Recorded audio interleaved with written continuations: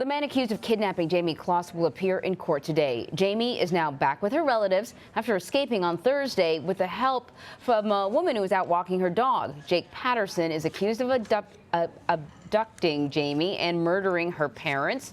Our Gayle King is in Barron, Wisconsin, where she spoke to 3 of Jayme's relatives about the moment they learned that she had been rescued.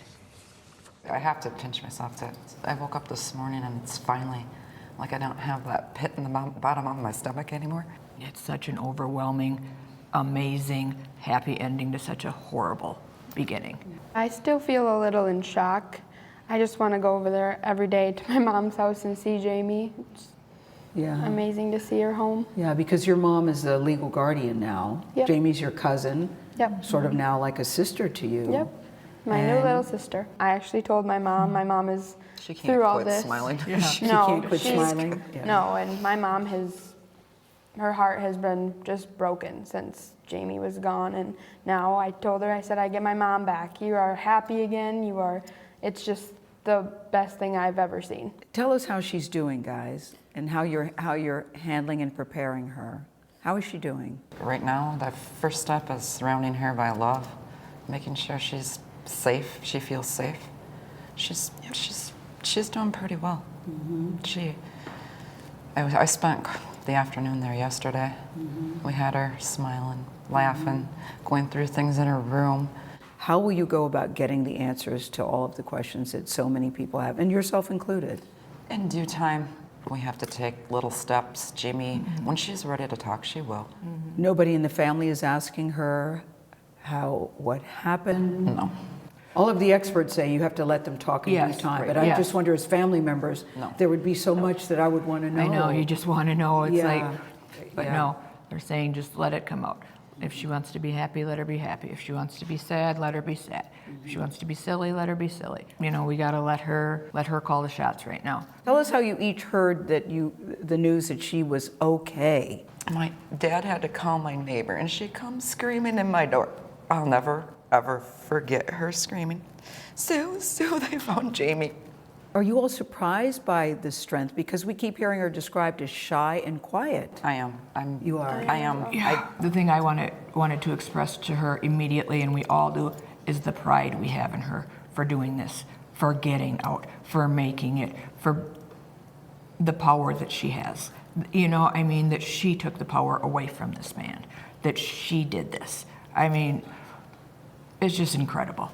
I mean, the strength that this little girl has and the pride that we have in her for it, I mean, that's instantly what I thought. I think there was the power of God behind it. All these people in this whole nation, the prayers that were said. You know, there are grown people, I think, that would have been paralyzed in fear. In fear, yes. Yeah. Yes. Or we don't know what she went through, but to survive it and to get out of it, and to beat him in his own game, and to survive and get out of there, I mean, wow.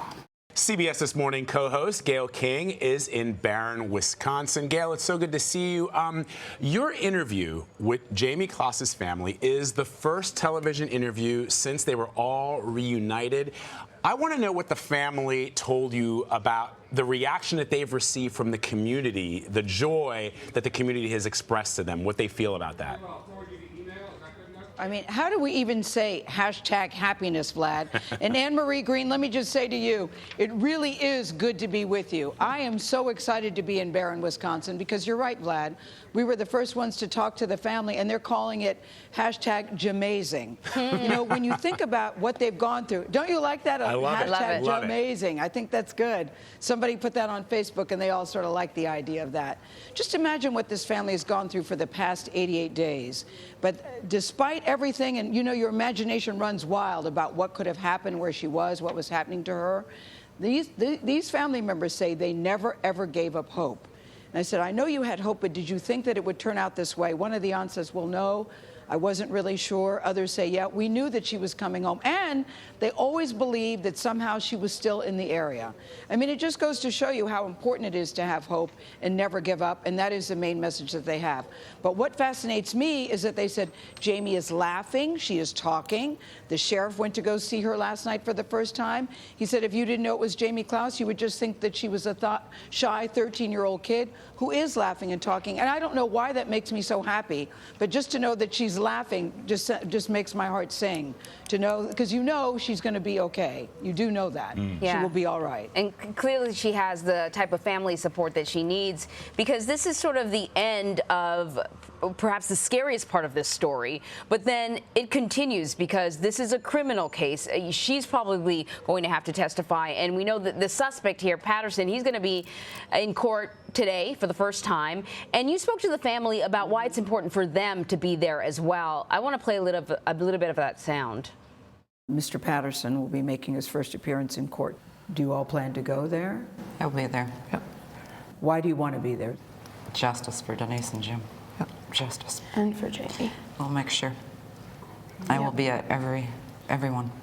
Gayle, did they talk to you at all about how they're preparing to face this suspect? Well, let me tell you something, Anne Marie and Vlad. You can see I'm standing behind the door. See the words jail?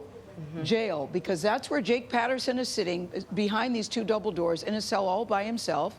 We haven't heard much about what he's saying and who he's talking to, if anybody. But they want to look him in the eye. And it's interesting that one of the cousins actually works in the jail. She has not seen Jake Patterson, but they want to be able to look him eye to eye. And they want him to know that he did not prevail, and that they are a united front. So they plan to be in this courtroom today. They said we are a strong family unit, and he will see us. You know, Gayle, one question I'm sort of curious about is you've got this family that is worried to death about this young 13-year-old girl who is missing. Now she comes home. Have they been able to process the death of her parents, the murder of her parents? Because on one hand, that's a horrific thing that nobody should ever have to go through. But while you're sort of living through that, you're worried to death about this child that's missing. Now she's come home. What happens next as far as the grieving process? I know, Vlad. That's so interesting. I asked the exact same question. On one hand, it's exhilarating and exciting. On the other hand, you're grieving. And they said, well, actually, we haven't really had a chance to grieve. We've just sort of put the deaths of Jim and Denise, those are Jayme's parents, on the back burner, because everything, and they've certainly been buried by this time, because they said everything was focused on bringing Jayme home. And now they actually do believe that they'll be able to grieve, and they'll be able to grieve with Jayme. As to how Jayme's doing, how is she processing the death of her parents, they haven't talked to her about that. They've had no conversation with Jayme about losing both her parents. She, of course, knows that her parents are no longer with us.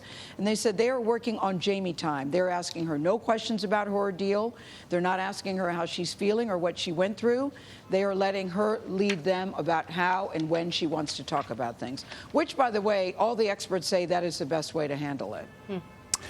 Gayle King there in Barron, Wisconsin. Gayle, thank you so much for spending a little bit of time with us and shedding some light on this really momentous and joyous occasion. But we know, as the family told you, that they expect justice for Jayme and her parents. So we'll be watching what happens in that jail today. Thank you.